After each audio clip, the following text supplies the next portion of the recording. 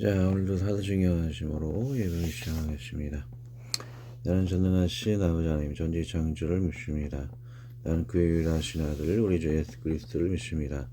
그는 성령으로 잉태되어 동정녀 마리아에게서 나시고 본디오 빌라도에게 고난을 받아 십자가에 못 박혀 죽으시고 장사된 지 사흘 만에 죽은 자 가운데서 살아나셨으며 하늘에 오르시어 전능하신 아버지 하나님 우편에 앉아 계시다가 거기로부터 살아있는 자와 죽은 자를 심판하러 오십니다. 나는 성령을 믿으며 거룩한 공교회와 정도의 기조와 죄를 용서받는 것과 몸의 부활과 영생을 믿습니다. 자, 또 새로운 찬양 하도록 하겠습니다.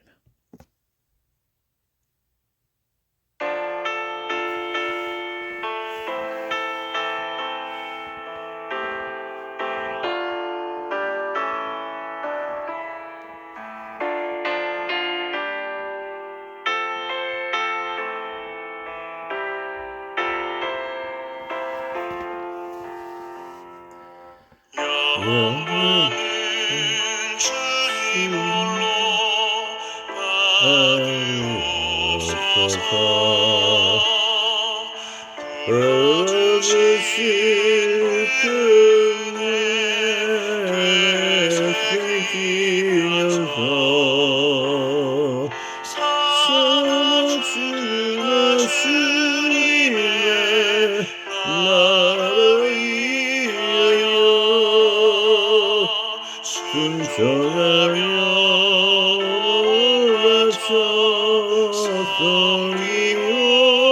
바쳤으리오리라.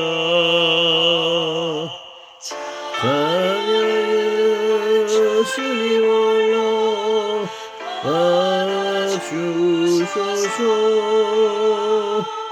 맡겨주신 그 책임 감당하면서 살아 죽으나 주님의 교회에 위하여 충성으로 앞들며 섬기오리라.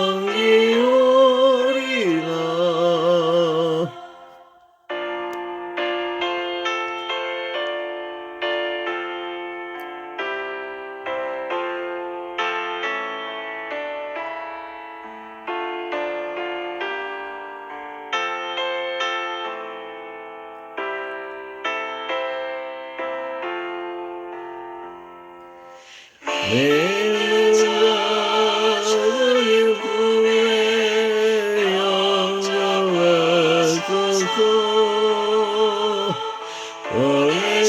원하시는 그곳에 말씀 전하며 살아 죽으나 주님의 복을 위하여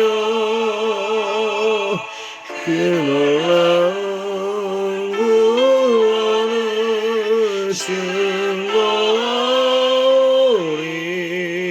증거하오리.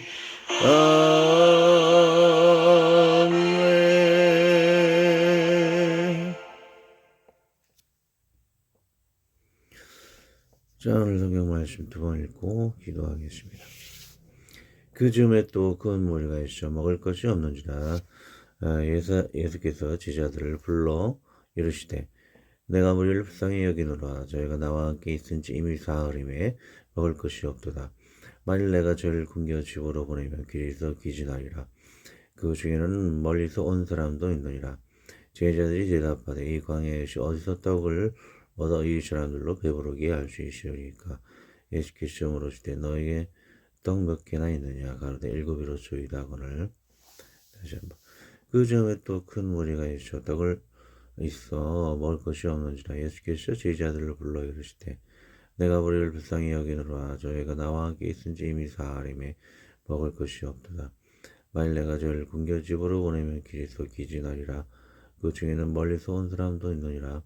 제자들이 대답하되 이 광야에서 어디서 떡을 얻어 이 사람들로 배부르게 할 수 있으리까. 예수께서 물으시되 너에게 떡 몇 개나 있느냐 가로되 7이로소이다. 오늘 아멘. 오늘도 귀한 말씀 나누게 됩니다.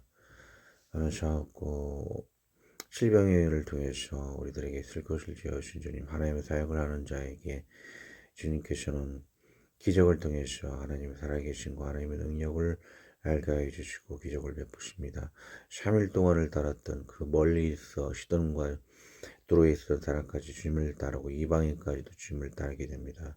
그들의 그 열심 있는 믿음을 보아 기적을 행하시는 주님, 아무나 주님은 기적을 행하시지 않습니다. 믿음을 가진 자에게, 끝까지 믿음을 지닌 자에게 기적을 베푸시고 믿음을 주시고 영생을 주시는 주님이십니다. 우리도 꾸준한 마음으로 주님을 따라다녀서 믿음의 증거를 보일 수 있도록 그 많은 선진들의 믿음 모습과 같이 그 모습을 닮아가게 하여 주옵소서. 그리고 또한 유대인뿐만 아니고 오늘의 역사 현장에서 이방인까지도, 우리와 같은 이방인까지도 구원을 베푸시는 실병의 기적을 잘 기억하여서 주님께서는 모든 만민이 구원받기 원하시는 주님이심을 확신하고 그에 따라 이 만민에게 복음을 증거하는 우리들이 되어지는 그러한 신실한 믿음 되게 하여 주옵소서. 부족한 부분 주님 채워주시고 예수님의 이름으로 기도하였습니다. 아멘. 자, 오늘 좀 말씀의 배경에 도움이 되고자 이렇게 사진을 갖고 왔는데요. 자, 오병이어때 12개로 담은 유대인 작은 바구니와 칠병이어때 7개로 담은 이방인 대형 광주리. 예. 이게 광주리 바구니 이렇게 하는데 이게 뭐냐면은 유대인들은 좀 작은 바구니, 예, 이렇게 왼쪽에 있는 파피루스로 만들었다 그래요. 갈대 숲에서 그런 걸 꺾어가지고. 자, 오른쪽에 있는 것은 이방인들이 신은 그런 광주리. 굉장히 크죠. 바울이 계속 읽다 보면 나오겠지만 바울이 여기 당겨서 성에서 유대인을 피 도망쳐 나오는 그러한 일이 있었었죠. 자, 이 광주리와 바구니 차이, 그리고 이방인들이 칠병의 기적은 이방인이었다는 거, 그리고 갈릴리 남쪽 낮에 주님 칠병의 기적을 행하셨고 오병의 기적은 저녁쯤에 기적을 행하셨다는 것. 계속 읽으면서 금일 한 번 더 깊이 나누도록 하겠습니다. 자, 문맥을 읽어보도록 하겠습니다. 이 칠병의 기적은 무엇을 의미하십니까? 성경 전체적인 문맥을 통해서 하나님의 의를 한번 알아보고자 하겠습니다. 받쳐질 때 역사가 나타났다. 마가복음 제자들이 나가 도로 전파하여 주께서 함께 역사하사 그 따르는 표적으로 말씀을 확실히 증언하시니라. 제자들이 전파할 때 역사한다는 거죠. 그것은 우리가 받쳐질 때 역사하신다. 요한복음, 내게는 요한의 증거보다 더 큰 증거가 있으니 아버지께서 내게 주사 이루게 하시는 역사고 내가 아는 그 역사가 아버지께서 나를 보내신 것을 나를 위하여 증언하는 것이요. 활동할 때에, 예수님 활동할 때 하나님 아버지가 역사하셨죠. 에베소서, 그의 힘의 위력으로 역사하심을 따라 믿는 우리에게 베푸신 능력의 지키심이 어떠한 것을 너희로 알게 하기를 구하노라. 자, 두 번째, 위대한 역사는 작은 헌신에서 시작된다. 큰 것은 아니지만 작은 것에서 하나님 역사하시죠. 출애굽 보시면, 그러나 선파들이 하나님을 두려워하여 애굽 왕의 명령을 어겨 남자 아기들을 살린지라. 원래는 애굽 왕이 산파들을 통해서 아기를 죽이려고 했지만 그 산파들은 헌신을 해서 아기를 참아 죽이지 못했고, 산파는 여러 가지 이유를 들어서 못 죽인다고 했을 때 애굽 왕은 산파들도 살리시고 이스라엘 민족도 살려서 이 성경이라는 거대한 역사를 하기 위해서 이 작은 헌신, 작은 순교하는 마음이 큰 역사를 이뤘다. 모세가 이와 같이 이스라엘 자들에게 전하나 그들의 마음에서 한 가혹한 노역으로 말미암아 모세의 말을 듣지 아니하더라. 자, 이것은 헌신은 아니지만 모세가 말을 증거했다는 거죠. 말을 증거하는 모세의 헌신을 통해서 이스라엘은 큰 역사가 있었다. 욕을 먹어도 모세는 나갔다는 것이죠. 마가복음, 제자들이 나가도록 전파할 때 주께서 함께 역사하사 그 따르는 표적으로 말씀을 확실히 증언하시니라.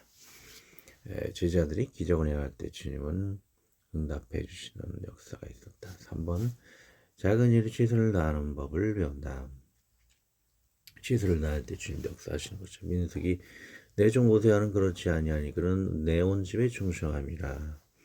네미야 주는 하나님 여호와시라 저기 아브라함을 택하시고 갈대아 우르에서 인도에 내시고 아라오이나 이름을 주시고 그의 마음이 주 앞에서 충성됨을 보시고 그와 더불어 언약을 세우시라. 가나안 족속과 족속과 아모리 족속과 브리 족속과 여부스 족속과 길가스 족속의 땅을 그의 시에서 주리라 하시더니 그 하신대로 이루셨사오매 주는 의로우심이로소이다. 자, 아브라함이 모든 걸 버리고 하나님 뜻을 따라 가나안 칠족 속으로 왔고 그 역사를 통해서 이스라엘이라는 백성을 이루셨다는 거죠. 그 아브라함의 헌신을 보게 되고 또 창세기 잠언서 보시면 충성된 자는 복이 많아도 속히 부하고자 하는 자는 형벌을 면치 못하리라. 자, 그래요. 이렇게 작은 일에 충성했을 때에 충성하여 탐욕을 따르지 않을 때에 우리가 재정적으로 낭패를 보지 않게 되는 것이죠. 자, 여튼 자 2번 보시도록 하겠습니다. 3번까지 했죠? 예.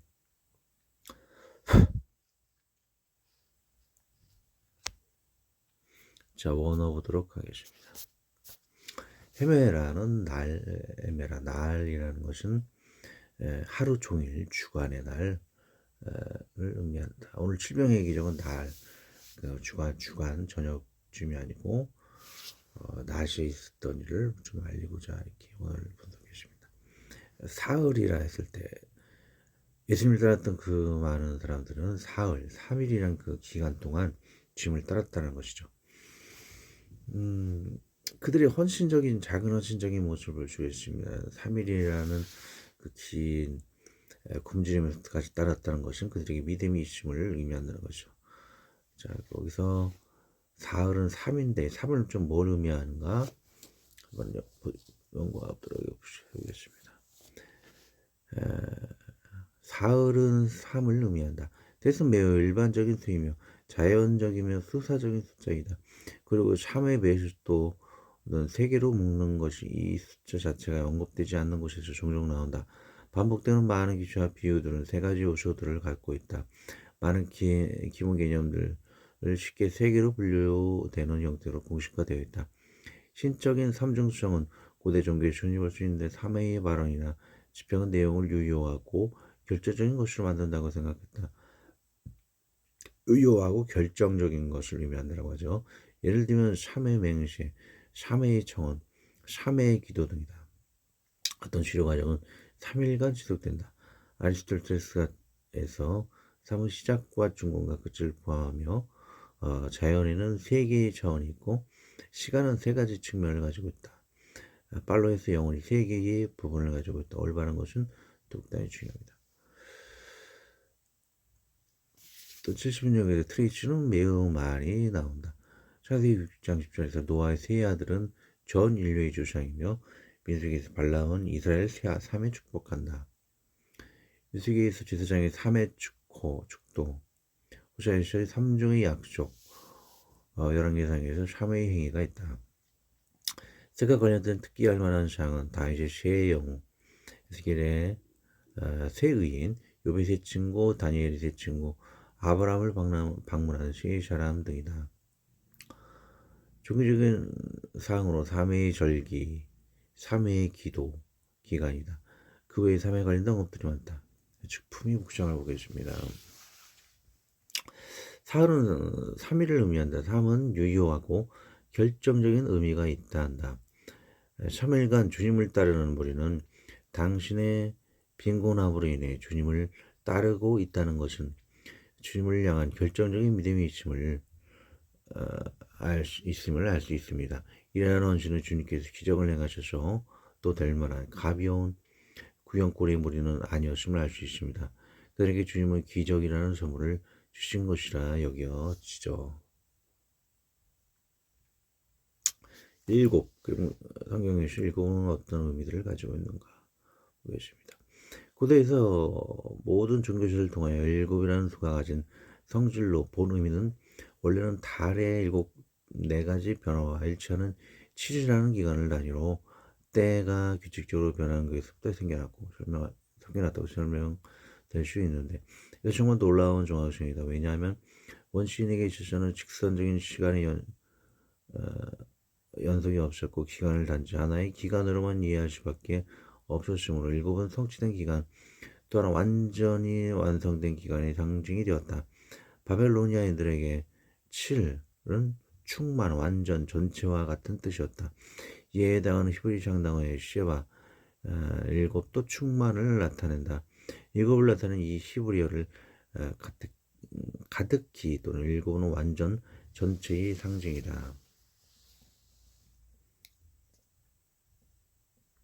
자, 구역성경에는 일곱이 어떤 의미로 쓰여진가 보겠습니다. 일곱이라는 숫자의 상징적 의미의 내용은 셀 수 없이 없어 많은 방법들로 받아들였다. 곧 7일의 창조는 창조의 완성이며 7일간은 절기는 완전한 기간이다. 7번 반복되는 핏부림은 완전한 정화를 의미하며 여호와께서 과인을 내하는 자에 대해 7배의 벌을 약속하신 것은 그에 상당한 충분한 신적 응보를 약속하신 것이다.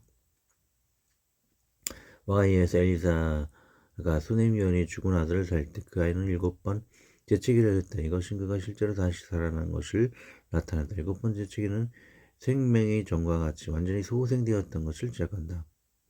시간에서 온 세상에 두루 행하는 여호와의 7개의 눈은 모든 것을 완전히 감찰하시고 불보시는 것을 나타낸다.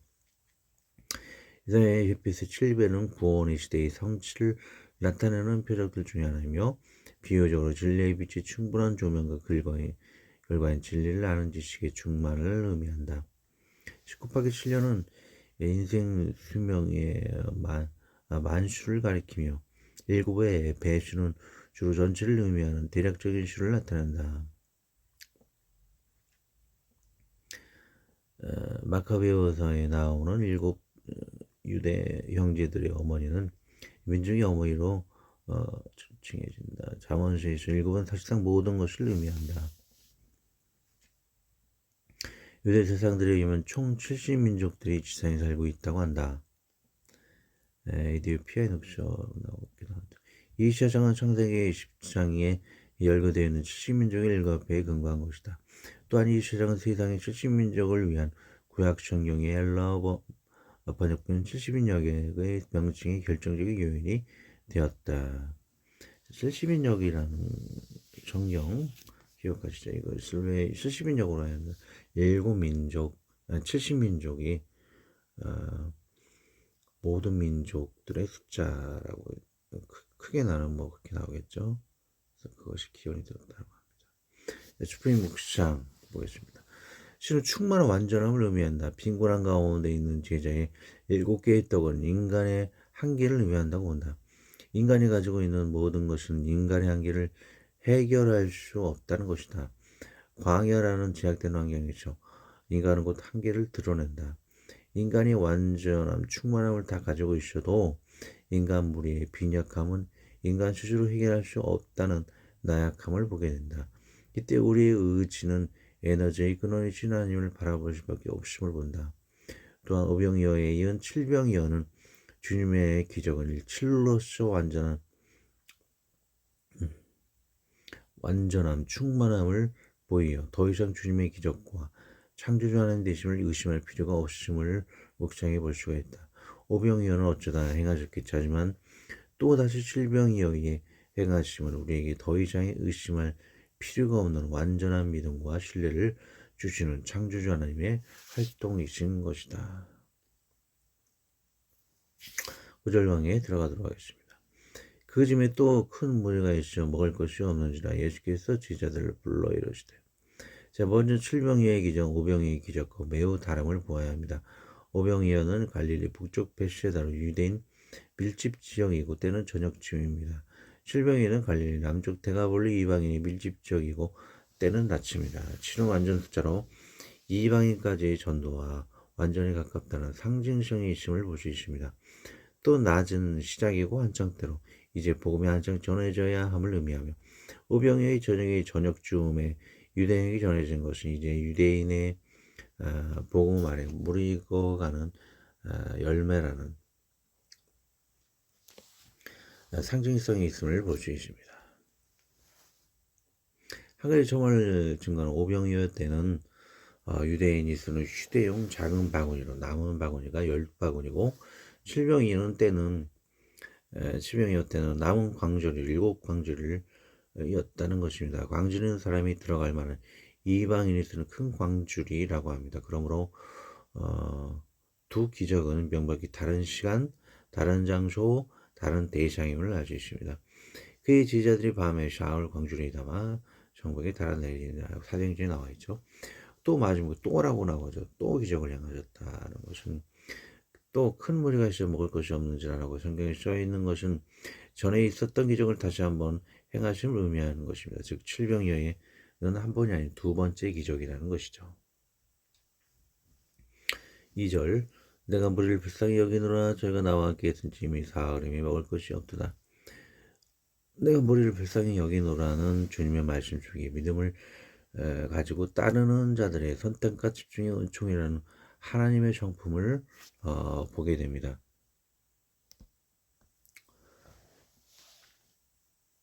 주님은 살때 과부의 처지와 그녀의 믿음 속에 역사하시고 주님은 나만의 처지와 그 믿음 속에 그 둘을 선택 집중하시고 은총을 베푸셨습니다.